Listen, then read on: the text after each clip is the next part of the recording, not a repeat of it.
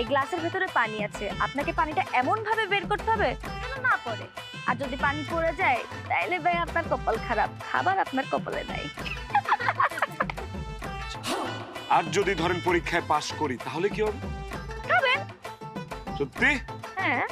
খাবো যে বেআইন, আপনি এটা কি নিয়ে আইছেন? সিনার মাংস কেন আনছেন? আপনি জানেন না আমি সিনার মাংস খাই না, আমার তো ভালো লাগে রানের মাংস।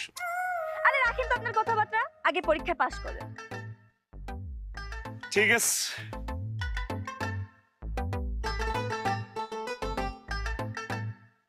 বুঝলাম না, আমার আইডিয়াই তুমি আমারে কও হবে?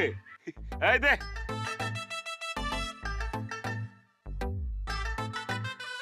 চকচকাটা, দে চকচকাটা।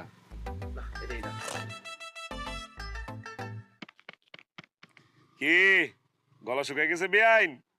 আগে আগে দেখেন হোতা হ্যায় ক্যা।